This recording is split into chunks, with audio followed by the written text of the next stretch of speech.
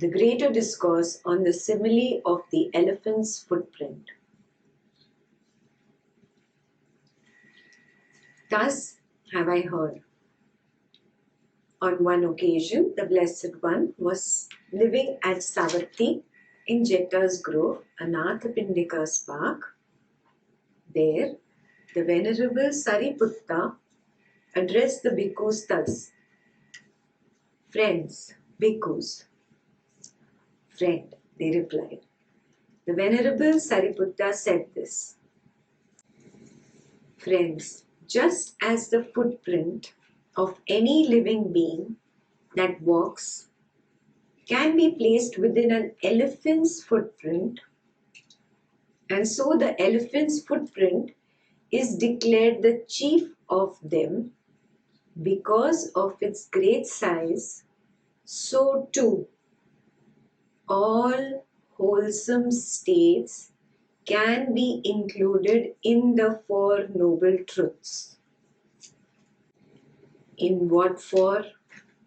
In the noble truth of suffering. In the noble truth of the origin of suffering. In the noble truth of the cessation of suffering, and in the noble truth of the way leading to the cessation of suffering. He's saying anything in the world, any vows in the world, any morality in the world, any moral conduct of the world, any good things that you do in the world, from any religion, any sect, any organization, anywhere, everything will fit under these four. It's the elephant's footprint. Understood? Yeah? There is dukkha, there is suffering. Is this very clear now? Is that dukkha because of people, situations and things? Is people, situations and things the dukkha? What is the dukkha? It's here. It's not here. There is dukkha. Yeah? And second, there is a cause for this dukkha. What is it here that is the cause? The craving, the clinging. This craving is there in everything. Some of you reach that very quiet state. It was like absolute nothing, total stillness. And did you realize in that quiet state a restlessness started in you? What was that? It was a craving, like in somebody's words, an anchor, looking for an anchor in the deep ocean. You felt, I can't swim, I can't float, I can't do this. There is a craving for an anchor there.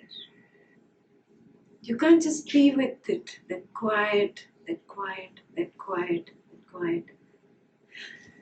Again, there is this that happens, correct? It's this craving that you're experiencing. Yeah. Look very clearly, if it is in such a simple, wholesome state, how much is it in the actions of the world that I do, that I indulge in? Craving.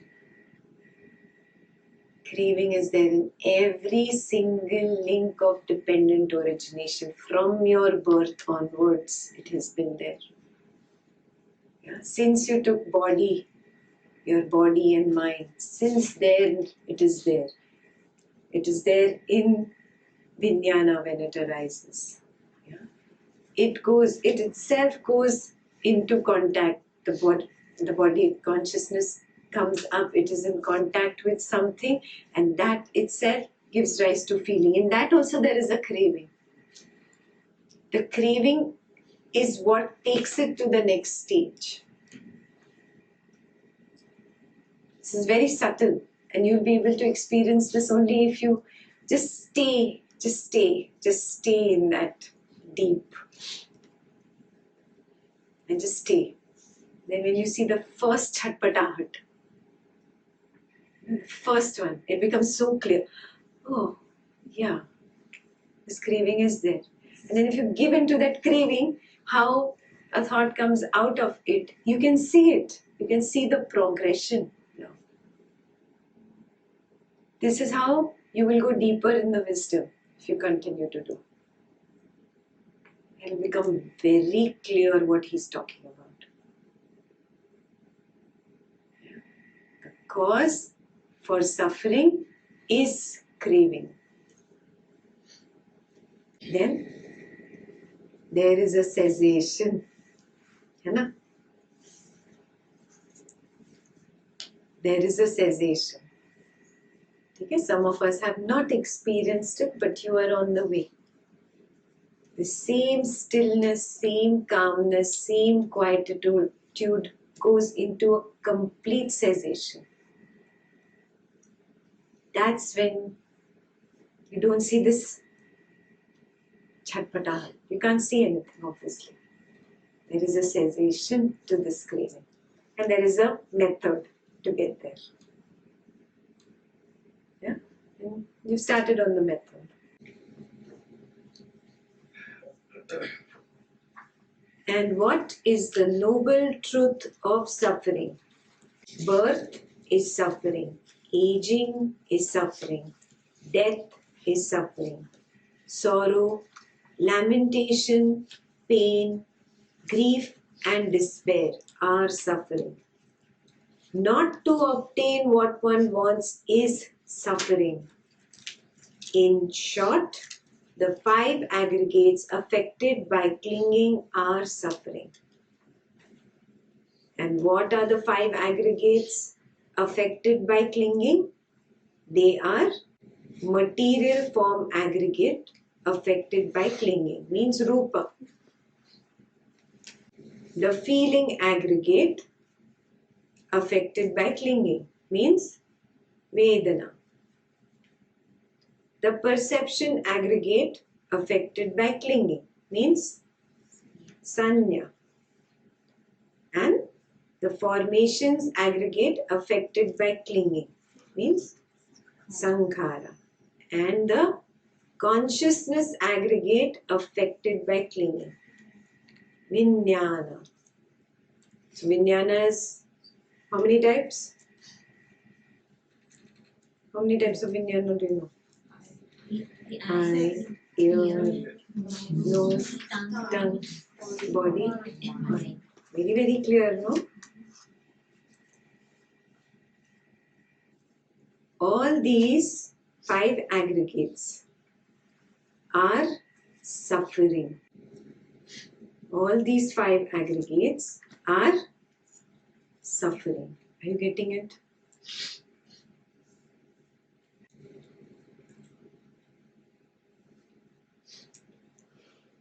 And what is the material form aggregate affected by clinging? Means what is rupa? It is the 4 great elements and the material form derived from the 4 great elements. And what are the 4 great elements? They are earth element, water element, fire element and the air element. What, friends, is the earth element? The earth element may be either internal or external. What is the internal earth element? Whatever internally belonging to oneself is solid, solidified, clung to. Clung to, samajh rahe na? What you're clinging to. That is head, hairs, head hair, body hair, nails, teeth, skin, flesh, sinews, bones, bone marrow, kidneys, heart, liver, diaphragm, spleen, lungs, intestines, mesentery, contents of the stomach, feces, or whatever else internally belonging to oneself is solid and solidified and clung to. This is called the internal earth element.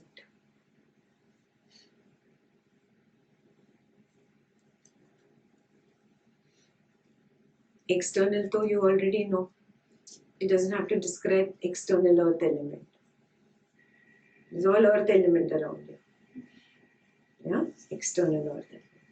Now, both the internal earth element and the external earth element are simply earth element.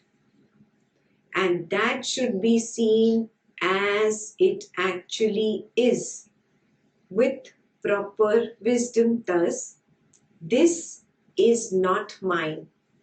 This I am not. This is not myself. When one sees it thus, as it actually is, with proper wisdom, one becomes disenchanted with the earth element and makes the mind dispassionate towards the earth element. Look at your own body. Look at your own hands. Are you dispassionate towards it?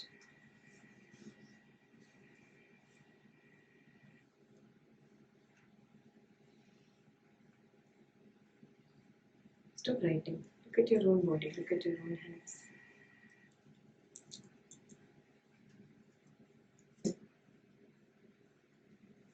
Have you developed dispassion towards the body yet? This is just earth element. That is all. And you call it I.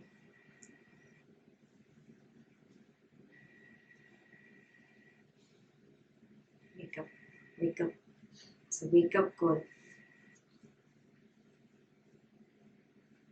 Every time the ego comes in and starts calling this I, wake up.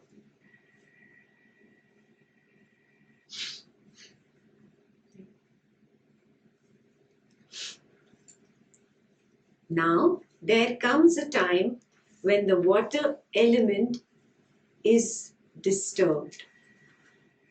And then the external earth element vanishes.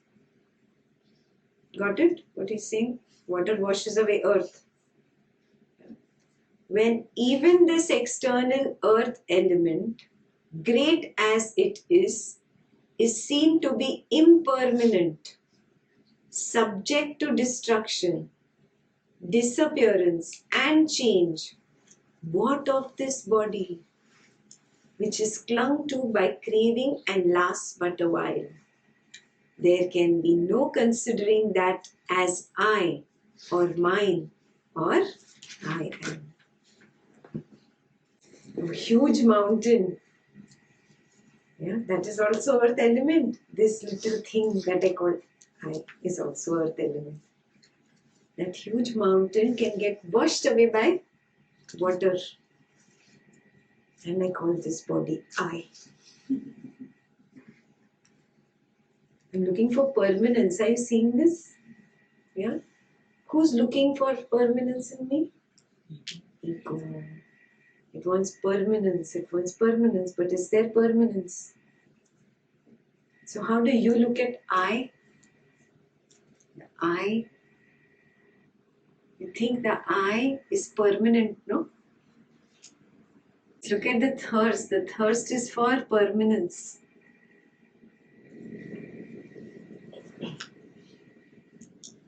So then, if others abuse, revile, scold, and harass a bhikkhu who has seen this element as it actually is, that bracket is very important. He understands thus this painful feeling born of ear contact. Do you understand ear contact here? Because of the words, the criticism that will come, has arisen in me. This is dependent, not independent. Dependent on what? dependent on contact. Then he sees that contact is impermanent. That feeling is impermanent. That perception is impermanent. That formations are impermanent. And that consciousness is impermanent. Super clear? It is all impermanent. If I get affected by those words, it is just contact. So how do I wake up from this? It's impermanent. Everything is impermanent. The Vijnana is impermanent. The Sanya is impermanent. This Vedana is impermanent. Even the Sankhara, the way I'm reacting inside, it's all impermanent. Yeah? Few times you might react. Most of the times you won't react. Few times here and there will be this reaction because of the past habit. And then that will also drop away. Clear?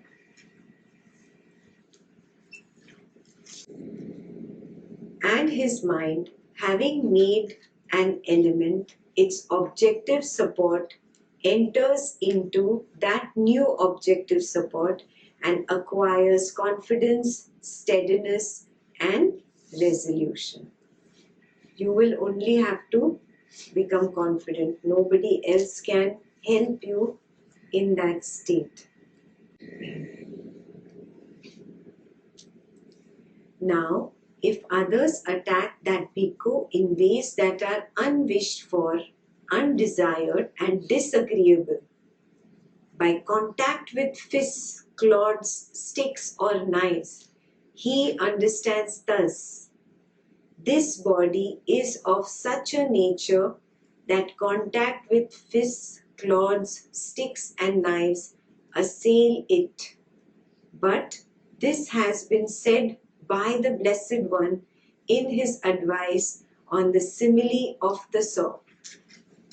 Because even if bandits were to sever you savagely, limb by limb, with a two-handled saw, he who gave rise to a mind of hate towards them would not be carrying out my teaching. You get it? No hatred, even if somebody comes with a knife and cuts you into pieces.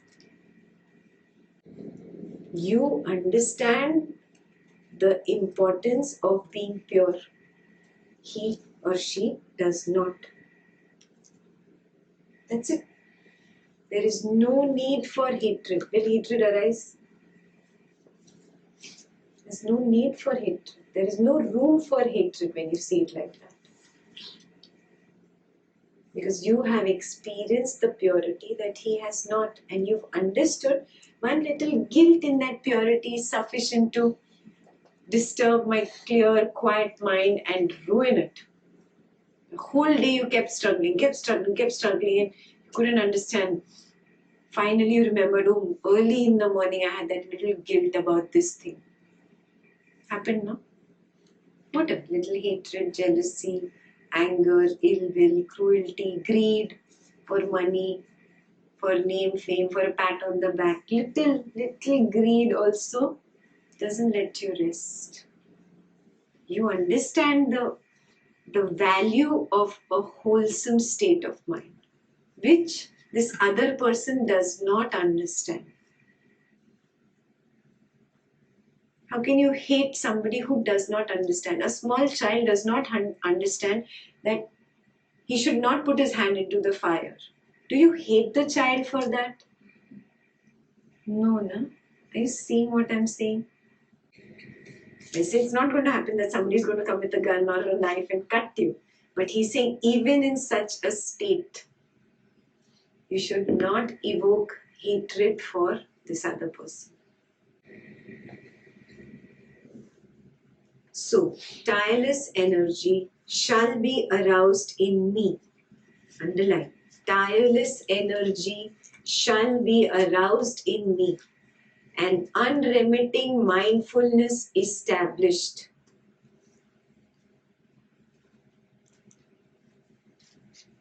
My body shall be tranquil and untroubled, my mind concentrated and unified. Yeah, so I have to make this effort. I have to have the tireless energy. For what? For keeping my mindfulness. I have to remember all the time. Yes, that's your homework number 2. Okay, once you're like that, mind is concentrated, body is tranquil, what will happen? And now, let contact with fists, claws, sticks and knives assail this body. For this teaching of the Buddhas is being practiced by me.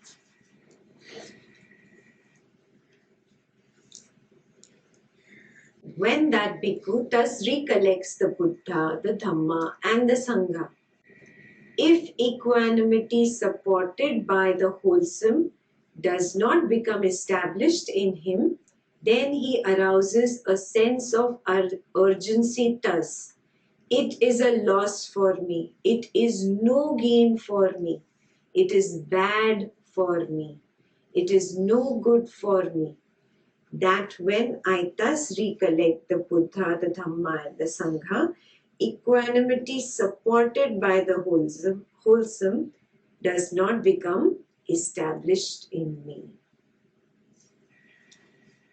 Yeah, if I don't do wholesome, I'm not going to be equanimous. Yes, so I have to bring up a sense of urgency. It is going to be my loss. I am the one who's going to lose from this. There is no gain in this unwholesome. I might think I'm going to get a few extra $100 or $1,000, but here I'm going to be impure and I'm going to fall down in samadhi.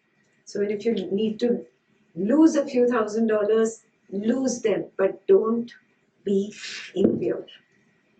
Are you getting this? When you go back out, all that is coming back. Remember that. Yeah?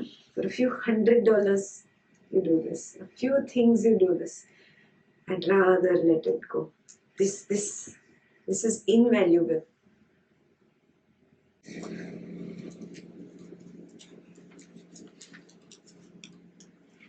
Just as when a daughter-in-law sees her father-in-law, she arouses a sense of urgency to please him, so too, when that bhikkhu thus recollects the Buddha, the Dhamma and the Sangha, if equanimity supported by the wholesome does not become established in him, then he arouses a sense of urgency. So how you have that urgency to please and, make everybody in that new family, my family, that kind of a thing, that urgency to, just be established in the Buddha and the Dhamma and the Sangha. So I have to be wholesome, I have to be wholesome. I have to protect my mind. Which means even if somebody is nasty and mean to me, I will still not generate hatred. If somebody is nasty and mean to me, I will not have ill will. Got it, no?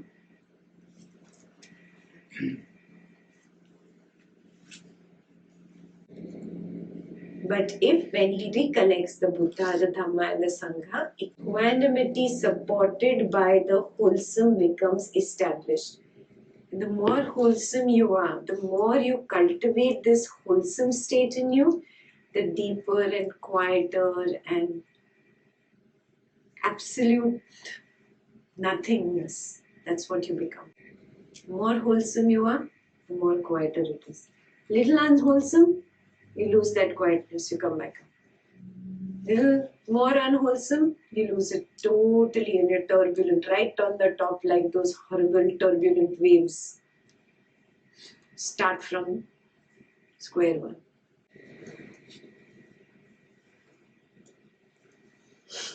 The water element. What, friends, is the water element? The water element may be either internal or external. What is the internal water element? Whatever internally belonging to oneself is water, watery and clung to.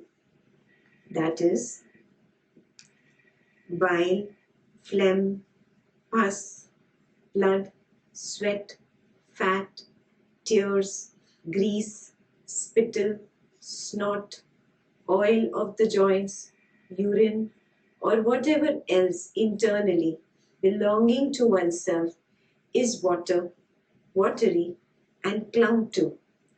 This is called the internal water element. Super clear? All the water in your body. Now, both the internal water element and the external water element are simply water element. And that should be seen as it actually is, with proper wisdom. Thus, this is not mine. This I am not. This is not my self. When one sees it thus, as it actually is, with proper wisdom, one becomes disenchanted with the water element and makes the mind dispassionate towards the water element. Now, there comes a time when the external water element is disturbed. It carries away villages, towns, cities, districts, and countries.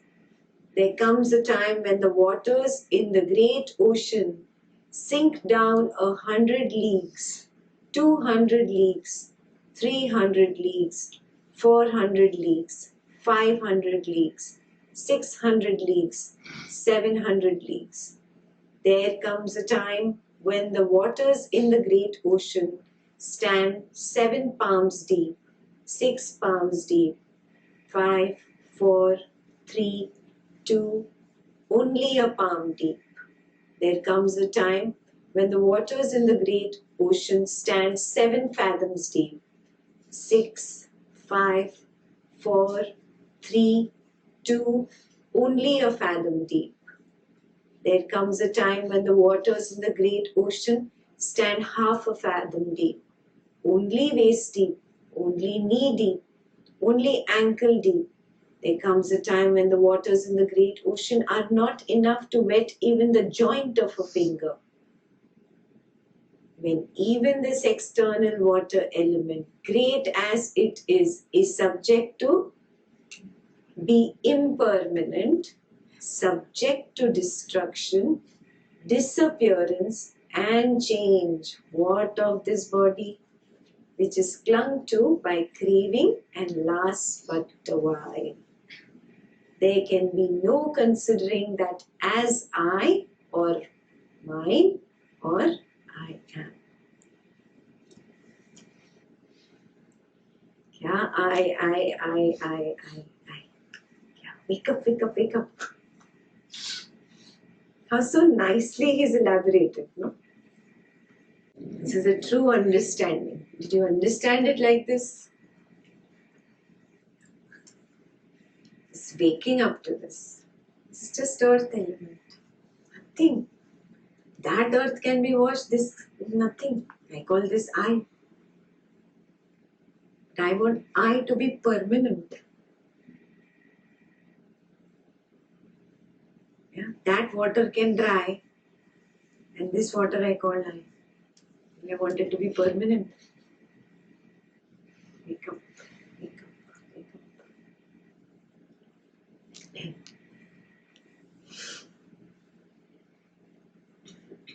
So then, if others abuse, revile, scold and harass a bhikkhu who has seen this element as it actually is, he understands thus. From 8, turn the page back to 8.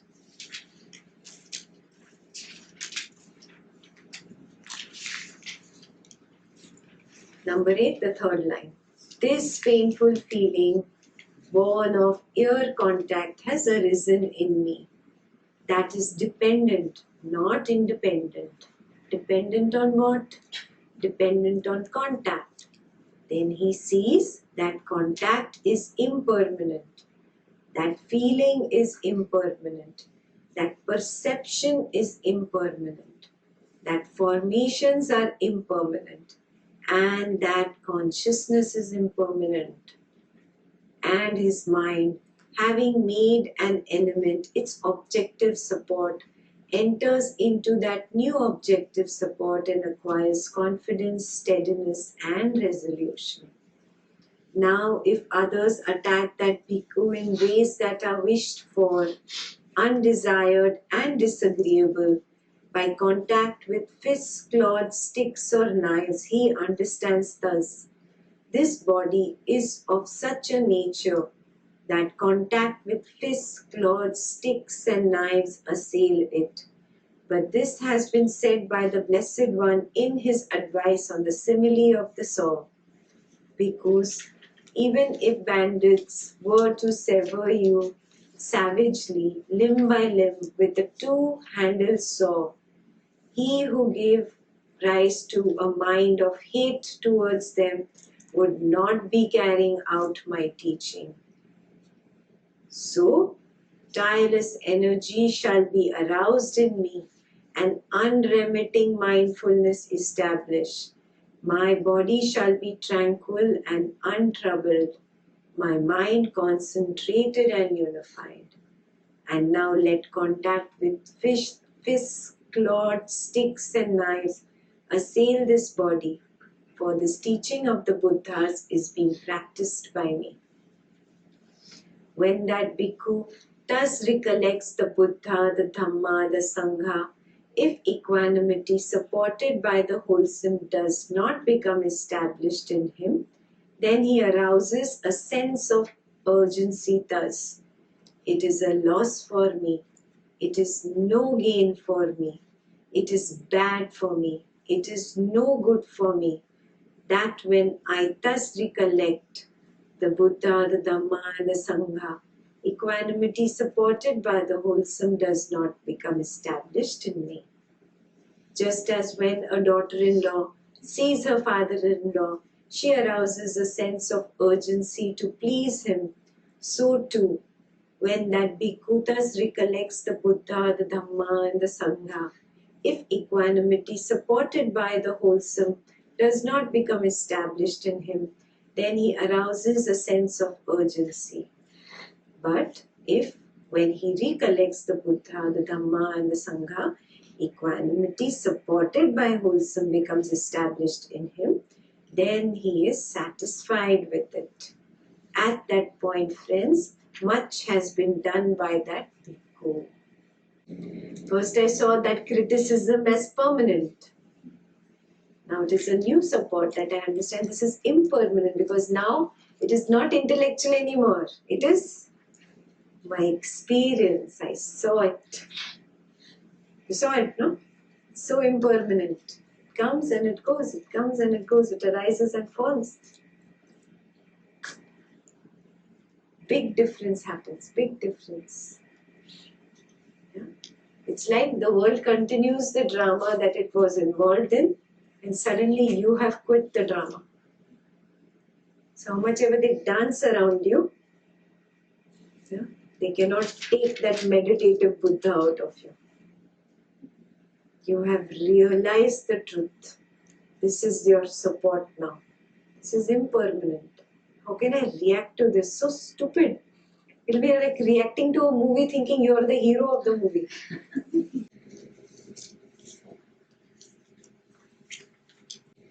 The fire element. What, friends, is the fire element? The fire element may be either internal or external. What is the internal fire element?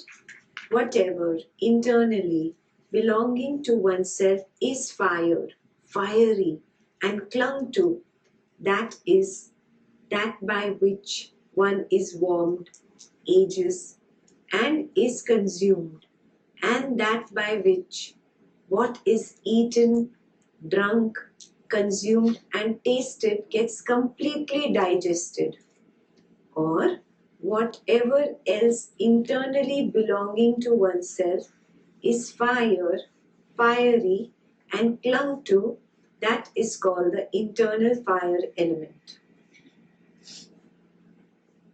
Clear? Now, both the internal fire element and the external fire element are simply fire element. And that should be seen as it actually is with proper wisdom. Thus, this is not mine. This I am not. This is not myself. When one sees it thus as it actually is, with proper wisdom, one becomes disenchanted with the fire element and makes the mind dispassionate toward the fire element. Now, there comes a time when the external fire element is disturbed. It burns up villages, towns, cities, districts, and countries. It goes out due to lack of fuel only when it comes to green grass or to a road or to a rock or to water or to a fair open space. This is very clear, no? How the fire goes out when it comes in contact with these. There comes a time when they seek to make a fire even with a cock's feather or a hide paring. When even this external fire element, great as it is seen to be impermanent, subject to destruction, disappearance, and change. What of this body, which is clung to by craving and lasts but a while? There can be no considering that as I or mine or I am. And then the same thing about if somebody reviles or scolds or harasses you or says something, it's all that. All you do is stylus energy, be more mindful that I have to protect and maintain my wholesome state at any cost. Is that clear or should I read it again? Super clear. Okay. The air element. What, friends, is the air element? The air element may be either internal or external. What is the internal air element? Whatever internally belonging to oneself is air, airy, and clung to, that is upgoing winds, downgoing winds, winds in the belly, winds in the bowels, winds that course through the limbs, in breath and out breath, or whatever else internally belonging to oneself is air, airy, and clung to. This is called the internal air element. Now, both the internal air element and the external air element are simply air element. And that should be seen as it actually is with proper wisdom thus. This is not mine. This I am not. This is not myself. When one sees it thus as it actually is with proper wisdom, one becomes disenchanted with the air element and makes the mind dispassionate towards the air element. Now, there comes a time when the external air element is disturbed. It sweeps away villages, towns, cities, districts, and countries. There comes a time in the last month of the hot season when they seek wind by means of a fan or bellows, and even the strands of straw in the drip fringe of the thatch do not stir. When even this external air element, great as it is seen to be impermanent, subject to destruction, disappearance, and change, what of this body which is clung to by craving and lasts but a while? There can be no considering that as I or mine or I am. If the great air element outside can disappear, what of this body? Big I, you go. Wake up. Next one is the same. Yeah. So somebody reviles and scolds and harasses you. It is just ear contact and it is impermanent. It is impermanent. Vijnana of it is impermanent. Sanya of it is impermanent. The Vedana is impermanent. The Sankhara of that ear contact of criticism is impermanent. So I won't read the same thing, that part again. We already know 23 to 25 what it is. Friends, just as when a space is enclosed by timber and creepers, grass and clay, it comes to be termed just house. So too, when a space is enclosed by bones and sinews, flesh and skin, it comes to be termed just material form. If, friends, internally the I is intact, but no external forms come into its range, and there is no corresponding conscious engagement, then there is no manifestation of the corresponding section of consciousness. I is intact, but there is no external form. Yeah? There is no corresponding engagement, so there is no contact. Yeah? Then there is no manifesting of the corresponding section of consciousness. What is that corresponding section? I consciousness. So I consciousness does not come up. Naturally, nothing has happened. If internally the I is intact and external forms come into its range, but there is no corresponding conscious engagement, then there is no manifestation of the corresponding section of consciousness. I is intact and forms come. Still, engagement is not happening. So what is not happening really?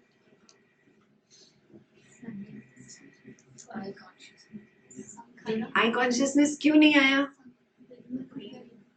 Craving. Because every link has the craving.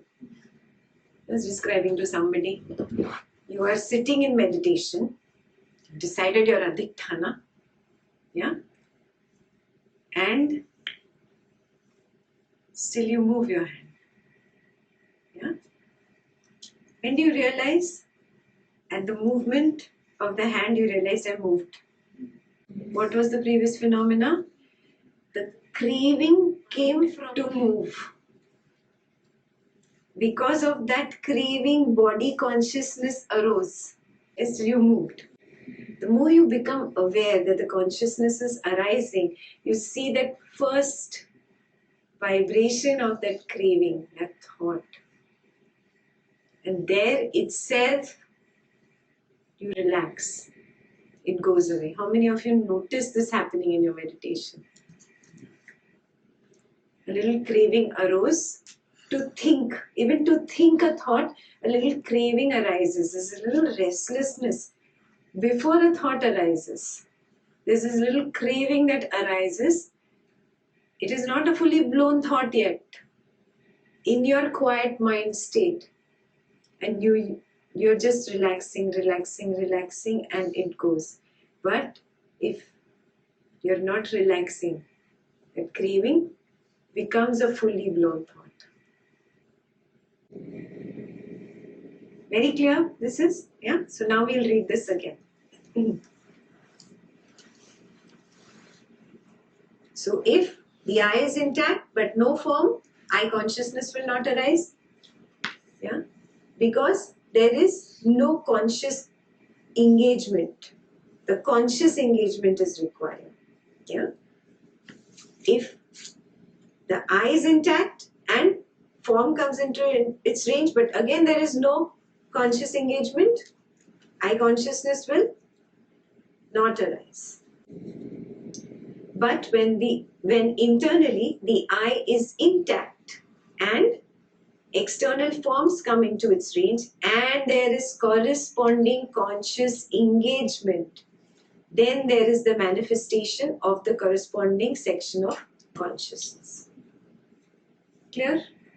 The material form in what has thus come to be is included in the material form aggregate affected by clinging. See, they are always affected by clinging. Affected by clinging is that craving, that thirst that comes up in every of these 5 aggregates. Yeah? In Rupa there is clinging, in Vijnana there is clinging, in Sanya there is clinging, in Vedana there is clinging, and in Sankhara there is clinging. Yeah? This we did earlier in this chapter. The feeling in what has thus come to be is included in the feeling aggregate affected by clinging. The perception in what has thus come to be is included in the perception aggregate affected by clinging, Sanya. Yeah? The formations in what has thus come to be are included in the formations aggregate affected by clinging. The consciousness in what has thus come to be is included in the consciousness aggregate affected by clinging. He understands thus, this indeed is how there comes to be the inclusion, gathering and amassing of things into these 5 aggregates affected by clinging. Now this has been said by the Blessed One who sees dependent origination, sees the Dhamma. One who sees the Dhamma, sees dependent origination. This is very, very important. Huh? One who sees dependent origination, sees the Dhamma. One who sees the Dhamma, sees dependent origination. Means what? Everything is dependent on the other. Cause, effect, cause, effect, cause, effect, cause, effect. Why is this understanding required? It is only a continuity that is apparent but not real. Yeah? And what is maintaining the continuity between two? So what is that link? Craving. Craving of this leads to the effect of this. फिर इसमें craving है. Again that leads to the effect of this. Yeah? So it is that is why it's called dependent origination. Yeah? Because there is origination and of this is because of this, this is because of this. It's linked like a big train and all the bogies of the train. And that's what you see. Everything is just passing, just passing, just passing. I have no control over anything. It is just phenomena. And because of this continuity, I thought it is I. But there is no I. There is no self. This becomes super clear to you. And these 5 aggregates affected by clinging are dependently arisen. The desire, indulgence, inclination and holding based on these 5 aggregates affected by clinging is the origin of suffering. The second noble truth this is. All of it, the desire, then indulgence, the inclination and then the holding on to it is the origin of suffering. The removal of desire and lust, the abandonment of desire and lust for these 5 aggregates affected by clinging is the cessation of suffering. At that point too, friends, much has been done by that bhikkhu. So then again it is repetition of the whole sutta from the beginning for the ear, the tongue and body. Yeah, so I'll just read this much only. If friends internally the ear is intact, but no external sounds come into its range. Turn the page back. And it begins at Sutta number 27. Yeah. But there is no corresponding conscious engagement. Got it, no? The same craving, clinging. The craving, clinging is not there at Vijnana, not there at Sanya, not there at Vedana, not there at Sankhara. Then only can you say there is no conscious engagement. Same for the nose. If friends, internally the nose is intact but no external smells comes into its range, and the same. At that point too, friends, much has done by the bhikkhu. Same for the tongue is intact but no external flavors come into its range. And the same, body is intact but no external tangibles come into its range. So basically, conscious engagement. It's conscious. He didn't say just engagement. Conscious engagement. Matlab, there is a possibility, if I am aware, I can watch this craving, which is just below the surface, moving the surface a little bit, ready to come up. You started recognizing a thought below the surface is ready to become a fully blown thought. Yeah? Kind of pokes you from below the surface. Take this up as watching in your next meditation. If you've not become aware of this is very important. If friends, internally mind is intact. Intact matlab you're not cuckoo. You're intact. But no external mind object comes into its range. And there is no corresponding conscious engagement. So there is no engagement also. Then there is no manifestation of corresponding section of consciousness, which is mind consciousness. This is obvious because there is no mind object only. But if internally the mind is intact and external mind objects comes into its range, but there is no corresponding conscious engagement, then there is again no manifestation of corresponding section of consciousness. Matlab, mind consciousness is not engaged. But when internally the mind is intact and external mind objects come into its range and there is corresponding conscious engagement, you are interested in that cough, then there is the manifestation of the corresponding section of consciousness.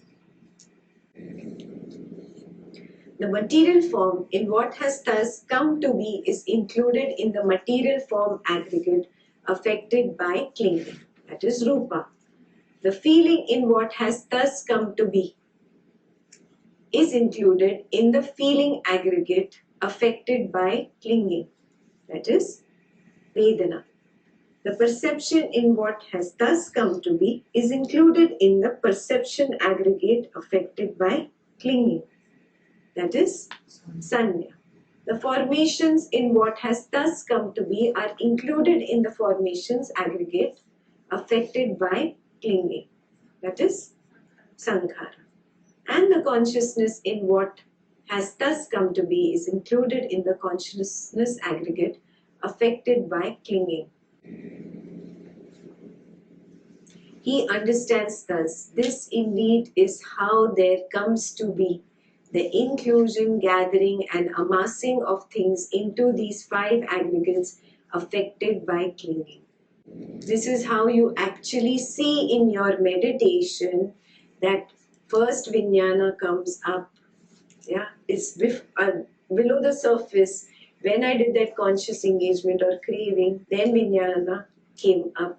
From that sanya came because of this clinging inherent in vijnana, sanya comes up.